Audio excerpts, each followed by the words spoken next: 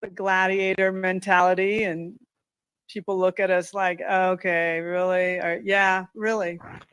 All right, let's do this. Diamond Envy podcast. What is up? My name is Tyler McComas. Diamond Envy is always brought to you by Cavens Group. Check them out, cavensgroup.com. Here it is, best time of the year. Like we always say, right? We spend all the off season. Can OU four-peat? Can they be the team to do it? What's going to happen to four-peat? All these different things, and here we are. The regionals are upon us. I am recording this on Wednesday night. We are about 48 hours away from seeing OU play its first game against Cleveland State in the Norman Regional.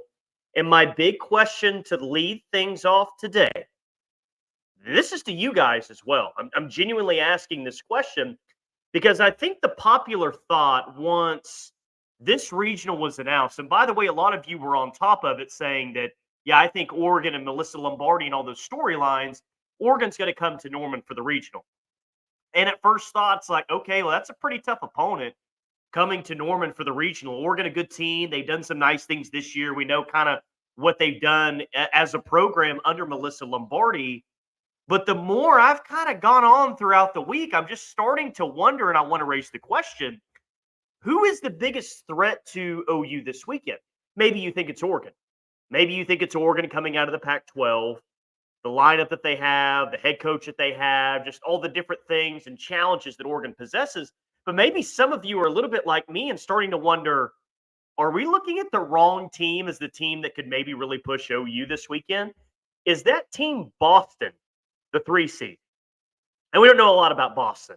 I mean, we know some numbers. We know the fact that, they have the number 1 ERA in all of college softball, 2 pitchers that are fantastic. One in Casey Ricardo, 1.21 ERA. Alyssa Bowen, 1.2 ERA. Boston is really good in the circle, especially with their 1-2 at starters. I don't know, maybe not.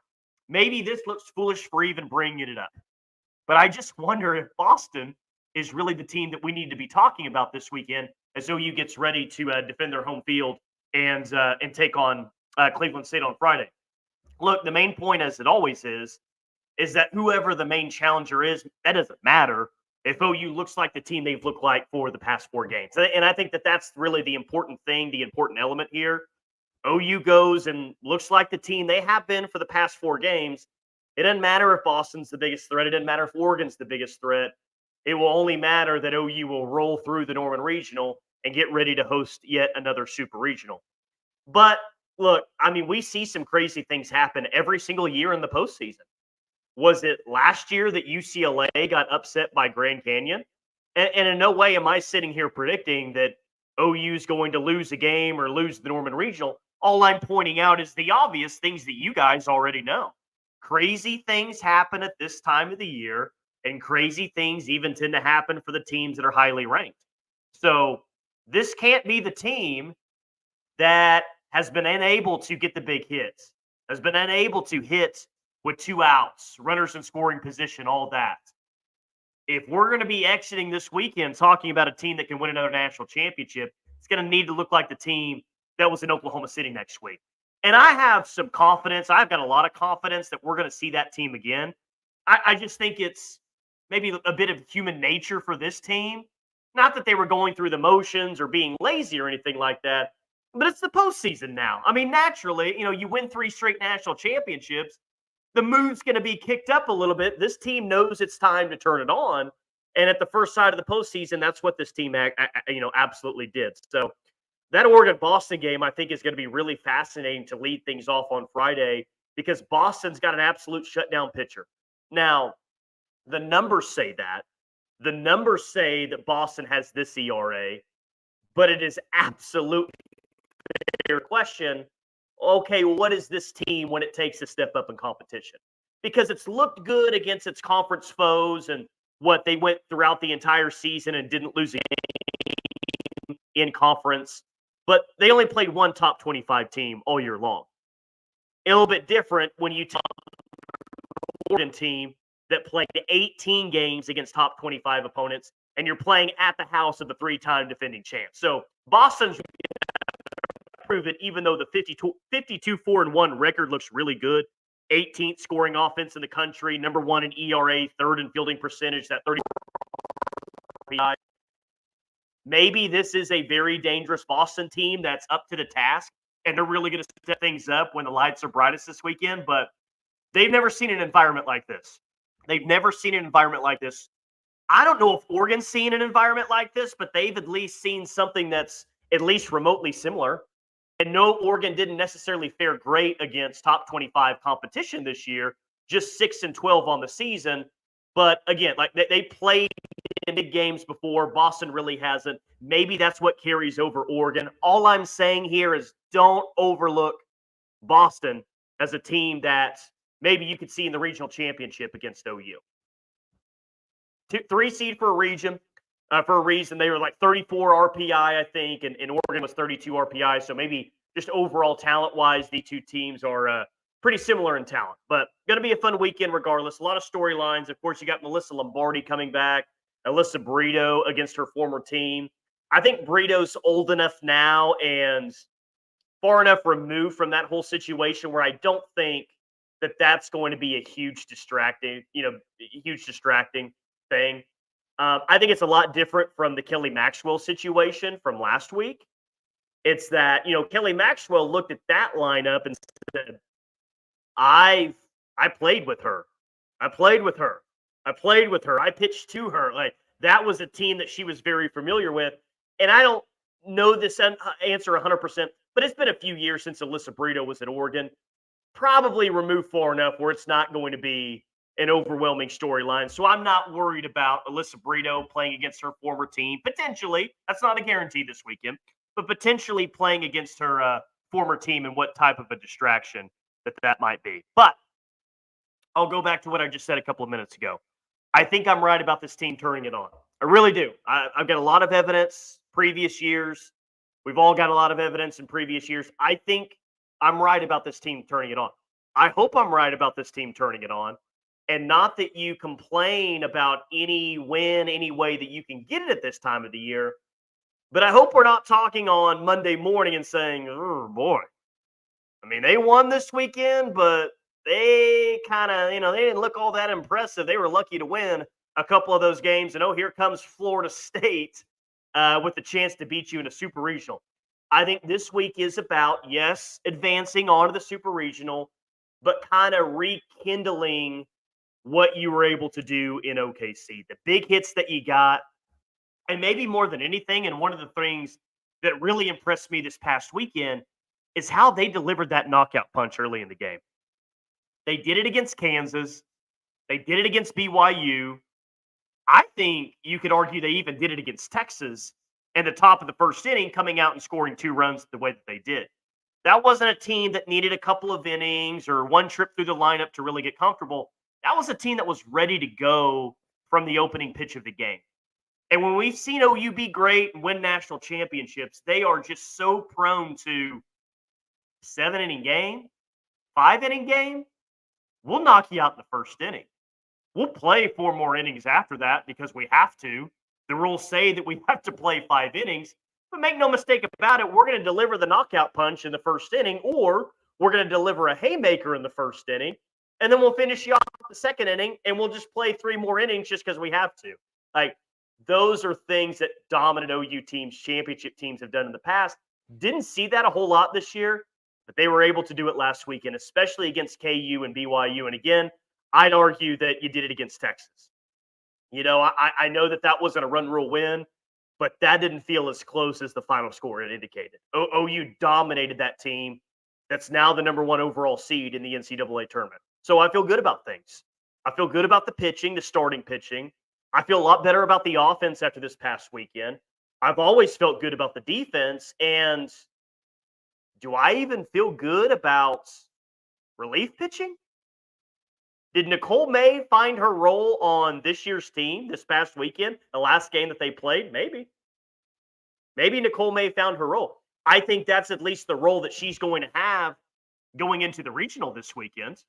If I had to guess, is that role. She performed so well coming out of the bullpen. I think you got to take a real look at her once again if you get in a tough spot late in the game. Maybe Kelly Maxwell or Kirsten Deal just throws an absolute gem and you don't have to worry about anything. But I kind of liked Nicole May and what she showed in an inning and 2/3 against Texas. Looked really good. One of the best relief appearances that OU's had all year long.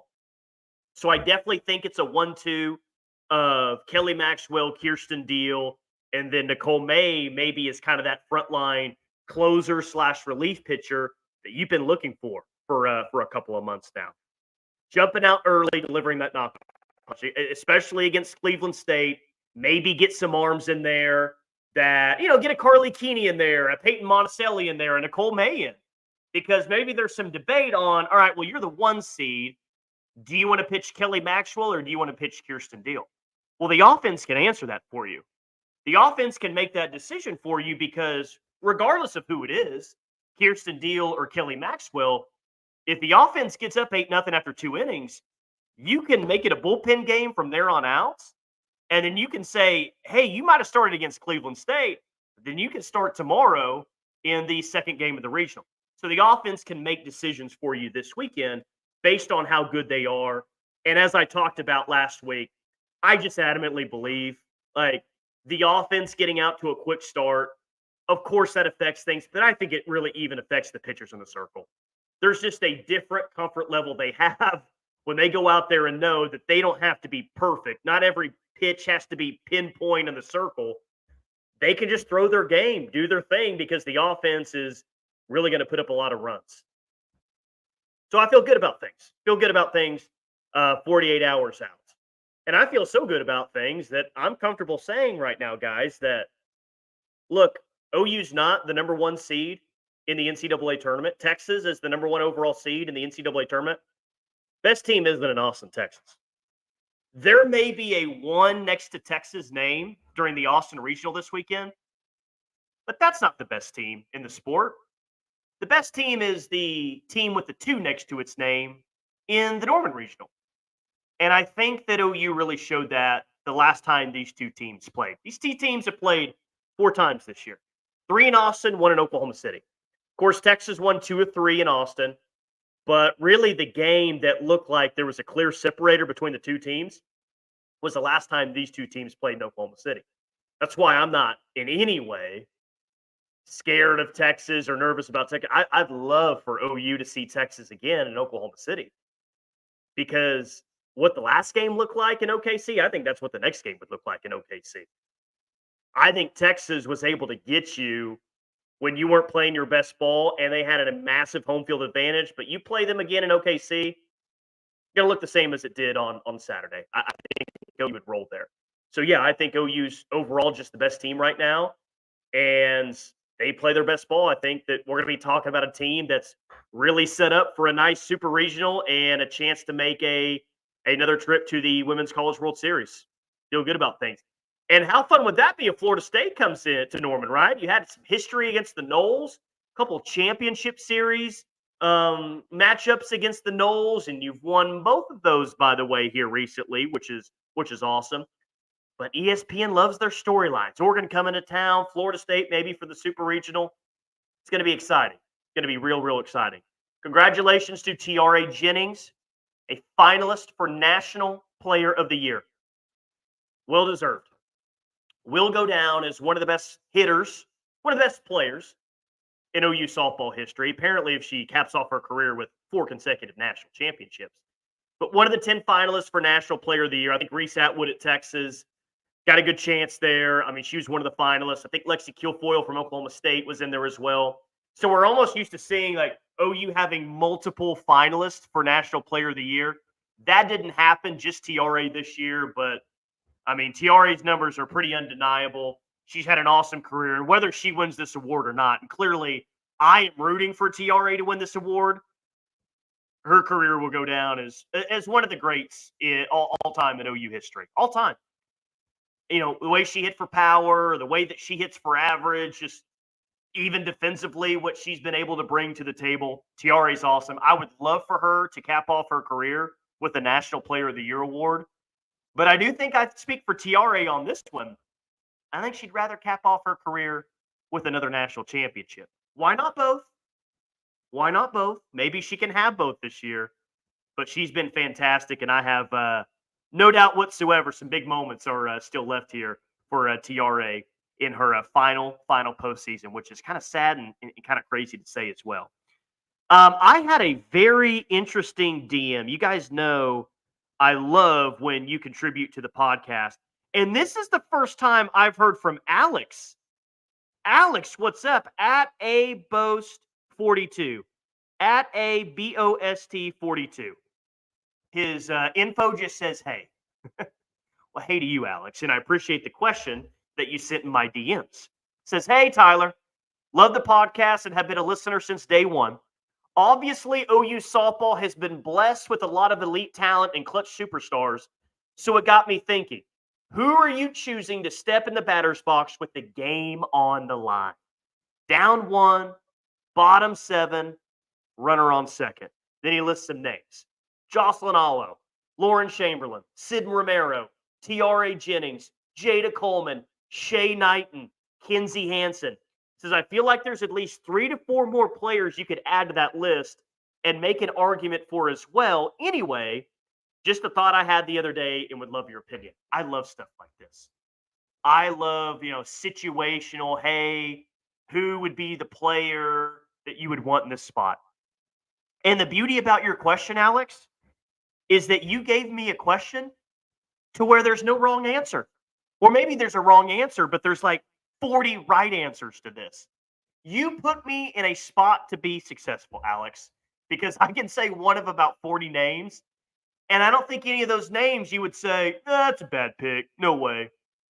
Because just about every single name has had a spot in their career where they delivered in the spot that you're asking me about. So here's what I'm going to do. I'm going to do all-time hitter, who I would want, and then a hitter on this current team.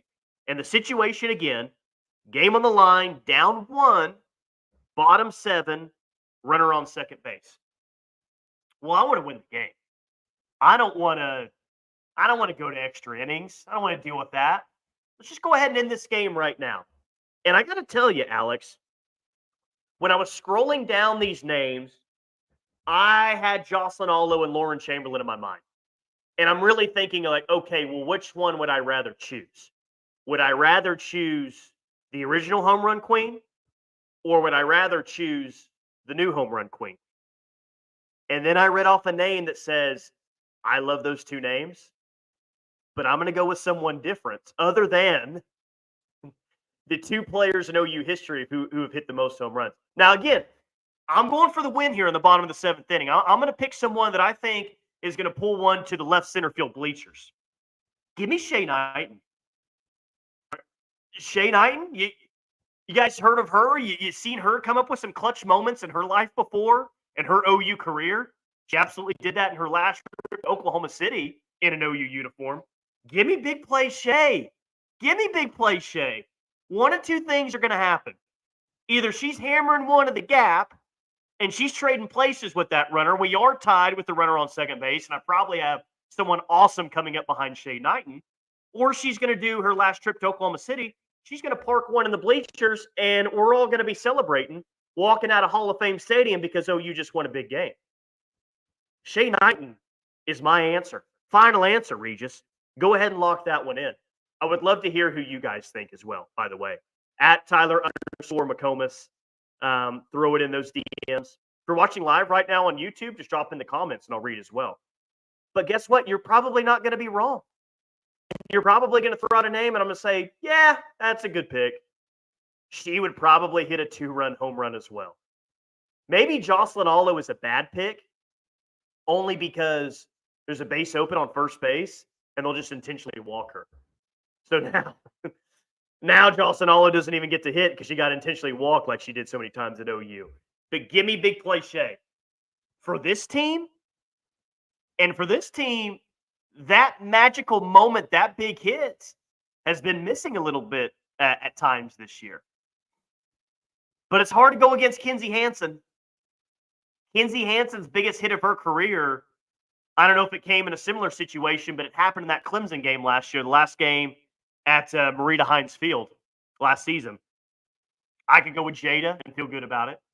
I could go with TRA and feel great about it. I could go with Riley Boone, that I know that she's going to move the runner over, probably get the runner at home, and she's going to be standing on first or second base herself. But Kenzie's going to hit one out in the left field bleachers. I got all the confidence in the world that that's exactly what Kinzie Hansen's going to do. All time, give me big play, Shay. Team currently, give me Kinzie Hansen. And those are my two final selections. Again, Tyler_McComas on Twitter, Facebook, Instagram, whatever. Love to hear your thoughts on that and just your overall thoughts on the series as well. And I'll share them on Sunday when we record. I'm probably going to try to record, Friday night, Saturday, maybe try to do one after every game like I did last weekend. But going to do multiple of these YouTube streams and, of course, Diamond MD podcast episodes. Now as we get in the postseason, my goal is to do one after every single game. That's what I'm going to try to do. So hope you guys are along with me throughout the entirety of the postseason. It's going to be a lot of fun. Hey, wanted to give a shout out to my man, and he's been on the podcast before, friend of the Diamond MV podcast. He even included me in a list of must follows for this college softball postseason. Seth, thanks, dude. I actually got a lot of followers from that. So people do trust your opinion out there, and I am humbled and honored that you put me in that list. But he had some breakdowns of each team in the regional. And I wanted to give Seth some props here and read off some different things that he has about each team. Cleveland State, the Vikings, in case you didn't know that, the Vikings, Cleveland State, 22-24 on the year. Cleveland State's first NCAA appearance berth since 2009. They were third in the Horizon League, won the conference tournament, ranked 240th in RPI. 123rd in batting average, 146th in home runs per game, 168th in team ERA, 211th in on-base percentage, 265th in fielding percentage. Their best wins are over Youngstown State, Northern Kentucky, and Oakland. Let's just go ahead and take care of this team early on. Can we all agree with that? No disrespect to Cleveland State. They won their conference tournament. I'm sure they're playing their best softball right now. But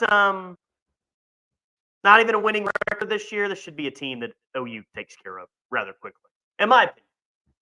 Can't ever take anything for granted this time of the year. Upsets do happen, like I said, but let's just go ahead and take care of this team. The Oregon Ducks, 13 NCAA bids since 2010, fourth in the Pac-12 this year, 31st in RPI.